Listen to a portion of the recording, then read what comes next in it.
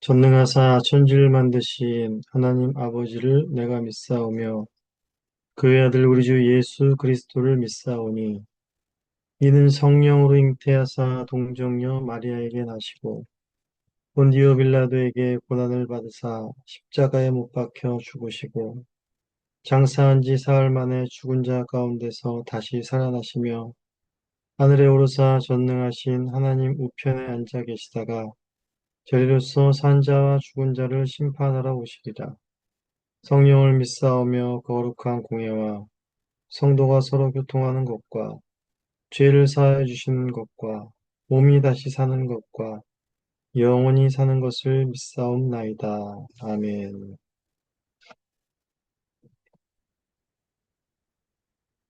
찬송하시겠습니다. 찬송은 찬송가 435장, 찬송가 435장 1절과 2절을 찬송하시겠습니다. 435장, 통일 찬송가는 492장입니다. 나의 영원하신 기업 1절과 2절을 찬송합니다. 나의 영원하신 기업 생명보다 귀하다. 나의 갈 길 다가도록 나와 동행하소서. 주께로 가까이 주께로 가오니 나의 갈 길 다가도록 나와 동행하소서.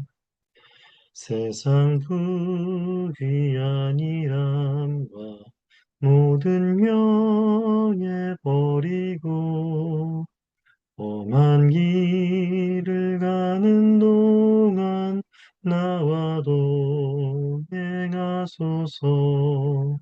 주께로 가까이 주께로 가오니 나의 갈 길 다가도록 나와 동행하소서.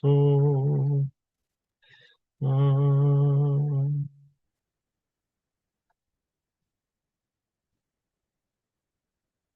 기도하시겠습니다. 하나님 아버지 감사합니다. 오늘도 이 아침에 저희들의 심령을 깨우시고 주님을 바라보게 하시는 이 큰 은혜를 감사합니다.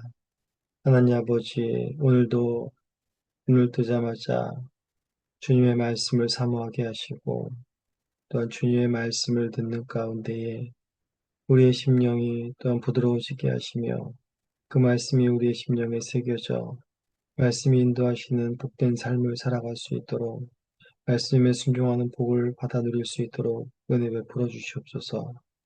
오늘도 주의 말씀이 내 발의 등이요 내 길이 빛이 됨을 고백합니다. 주께서 우리 함께 하심을 감사하며 예수 그리스도의 이름으로 기도하옵나이다. 아멘.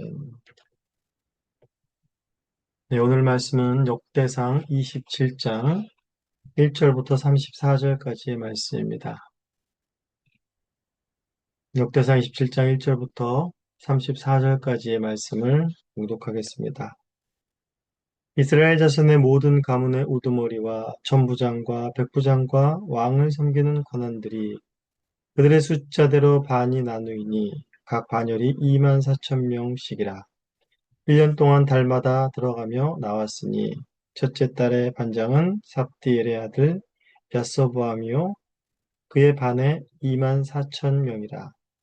그는 베레스의 자손으로 첫째 달 반에 모든 지휘관의 우두머리가 되었고 둘째 달 반의 반장은 아호와 사람 도데요 또 미글롯이 그의 반 주장이 되었으니 그의 반에 2만 4천 명이요.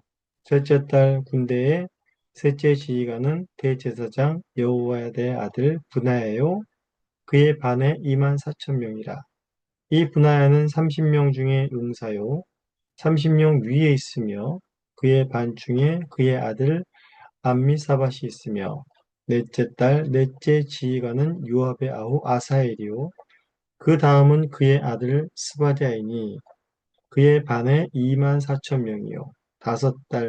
다섯째 지휘관은 이스라 사람 사무시니 그의 반에 2만 4천 명이요. 여섯째 딸, 여섯째 지휘관은 드그와 사람 이케스의 아들 이라이니 그의 반에 2만 4천 명이요. 일곱째 딸, 일곱째 지휘관은 에브라임 자손에 속한 발론 사람 헬레스이니 그의 반에 2만 4천 명이요. 여덟째 달 여덟째 지휘관은 세라 족속 우사 사람 십부게이니 그의 반에 2만 4천 명이요. 아홉째 달 아홉째 지휘관은 베냐민 자손 아나돗 사람 아비에셀이니 그의 반에 2만 4천 명이요. 열째 달 열째 지휘관은 세라 족속 드도바 사람 바하레이니 그의 반에 2만 4천 명이요. 열한째 달 열한째 지휘관은 에브라임 자손에 속한 비라도 사람 분하야이니 그의 반에 2만 4천 명이요. 열두째 달 열두째 지휘관은 온니엘 자손에 속한 느도바 사람 헬데니 그 반에 2만 4천 명이었더라. 이스라엘 지파를 관할하는 자는 이러하니라. 르우벤 사람의 지도자는 시그리의 아들 엘리에셀이요. 시므온 사람의 지도자는 마아가의 아들 스바디아요. 레위 사람의 지도자는 그무엘의 아들 하사랴요. 아론 자손의 지도자는 사독이요. 유다 지도자는 다윗의 형 엘리후요. 이스라엘의 지도자는 미가엘의 아들 오므리요. 스불론의 지도자는 오바댜의 아들 이스마야요. 납달리의 지도자는 아스리엘의 아들 여레못이요. 에브라임 자손의 지도자는 야사시아의 아들 호세아요. 문하세 반 지파의 지도자는 그다의 아들 요엘이요. 길르앗에 있는 문하세 반 지파의 지도자는 스가랴의 아들 이또요. 베냐민의 지도자는 아브넬의 아들 야아시엘이요. 다는 여로함의 아들 야사렛이니 이들은 이스라엘 지파의 지휘관이었더라. 이스라엘 사람의 20세 이하의 수요는 다윗이 조사하지 아니하였으니 이는 여호와께서 전에 말씀하시기를 이스라엘 사람을 하늘의 별같이 많게 하리라 하셨음이라. 스르야의 아들 요압이 조사하기를 시작하고 끝내지도 못해서 그 일로 말미암아 진노가 이스라엘에게 임한지라. 그 수요를 다윗 왕의 역대 지략에 기록하지 아니하였더라. 아디엘의 아들 아스마옅과 왕의 국관 아스마옅은 왕을 국관을 맡았고 우시아의 아들 요나단은 밭과 성읍과 마을과 망대의 국관을 맡았고 글룹의 아들 에스리는 밭가는 농민을 거느렸고 라마 사람 시므이는 포도원을 맡았고 스밤 사람 삽디는 포도원의 소산 포도주 곡관을 맡았고 게델 사람 바알 하나는 평야 감람나무와 뽕나무를 맡았고 요아스는 기름국관을 맡았고 사론 사람 시드레는 사론에서 먹이는 소떼를 맡았고 아들레의 아들 사밧은 골짜기에 있는 숫대를 맡았고 이스마엘 사람 오빌은 낙타를 맡았고 메로노 사람 예디야는 나귀를 맡았고 하갈 사람 야시스는 양떼를 맡았으니 다윗 왕의 재산을 맡은 자들이 이러하였더라. 다윗의 숙부 요나단은 지혜가 있어 모사가 되며 서기관도 되었고 학모니의 아들 여히엘은 왕자들이 수종자가 되었고 아이도벨은 왕의 모사가 되었고 아렉 사람 후세는 왕의 벗이 되었고 분하의 아들 여호야다와 아비아달은 아이도벨의 뒤를 이었고 요압은 왕의 군대 지휘관이 되었더라. 하나님의 말씀입니다. 하나님께 감사합니다. 네, 이제 오늘의 본문을 통해서 이제 23장부터 계속돼서 길게 이어온 다윗의 이런 행정 조직이 이제 마무리가 됩니다. 23장에서 26장까지는 이제 레위인 중심으로 이제 성전에 봉사할 사람들을 조직한 반면에 이 27장에서는 군대와 관련된 조직을 이제 정비하게 됩니다. 먼저 1절부터 15절까지에서는 이제 다윗은 군대를 12반열로 나누고 이제 1년 동안 한 번씩, 한 달에 한 번씩 돌아가며 근무를 하게 하는 시스템을 이제 만들게 됩니다. 1절부터 이제 15절에 12반열의 이제 군대의 각 대장들, 이제 삽디엘의 아들 야소보암, 아호와 사람 도대, 여호야다의 아들 분하야, 요압의 동생 아사엘, 이스르 사람 사못, 드고아 사람 입게스의 아들, 또 발론 사람 헬레스, 우사 사람 십부게, 아나드 사람 아비에셀, 느도바 사람 마하레, 바르돈 사람 드나야, 느도바 사람 헬데, 이렇게 각 지파의 지휘관들을 뽑았는데 이 사람들은 모두 이제 11장 11절부터 47절에 나오는 다윗의 용사들의 그 목록에 있는 사람들이기도 합니다. 특별히 여기서 여호야다의 아들 분하냐가 지금 주목이 되고 있습니다. 강조가 되고 있죠. 분하냐는 이제 3월에 배치된 이제 군대의 수장으로서 제사장 여호야다의 아들입니다. 즉 레위인이란 말이죠. 그 사람은 이제 다윗의 정예 군대인 30인의 용사들 중에서도 그 위에 있는 자였으며 또한 압살롬과 아도니아의 반역 때에도 다윗을 충실히 보필했고 또한 솔로몬이 이제 솔로몬 왕이 기름 부음을 받을 때 사독과 나단이 함께 사독과 나단과 함께 이제 축복을 빌기도 했으며 또한 요압이 죽은 후에 솔로몬 시대 때 이제 최고의 군대 장관의 자리를 맡은 자였습니다. 즉 다윗 왕국의 이렇게 기둥 같은 그런 군사의 역할을 한 사람이라고 볼 수 있겠습니다.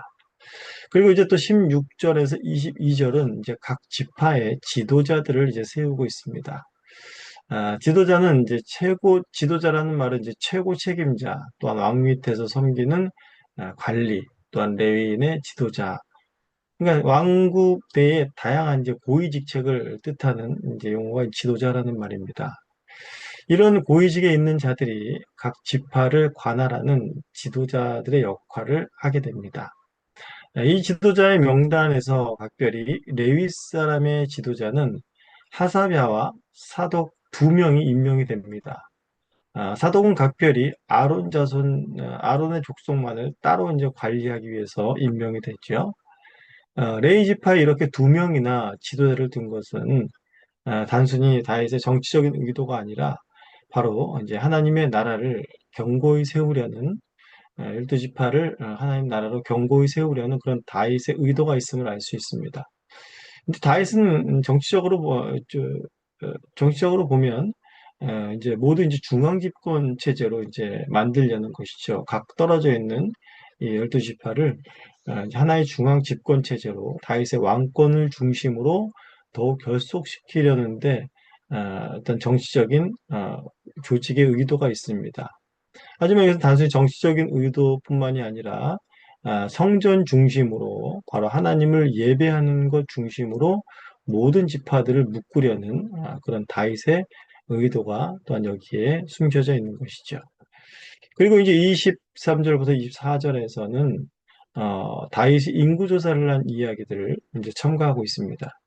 여기서는 21장의 다윗의 인구조사 사건을 거론한 것과는 그 의도가 좀 다릅니다.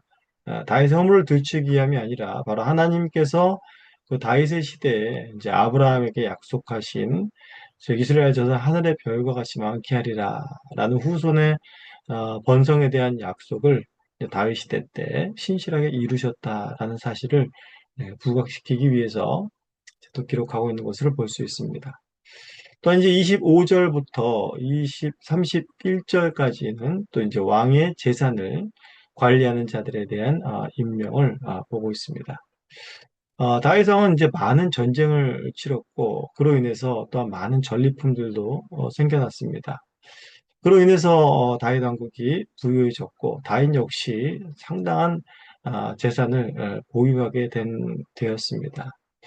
그리고 이제 그 재산을 관리하는 사람들을 세우는 것을 통해서 또 다윗의 재산이 얼마나 되었는가라는 것을 또 짐작할 수가 있는데 이제 왕이 곡관을 맡은 자로부터 시작해가지고 마을과 성읍, 밭, 기름곡관 또한 집승들이 분포되어 있는 그러니까 이스라엘 전역 가운데 이제 다윗의 이런 재산들이 이제 퍼져 있었고, 이를 또한 이제 관리하는 사람들을 통해서 다윗 전역 가운데 다윗의 재산을 이렇게 관리하는 사람들을 세우게 됐습니다.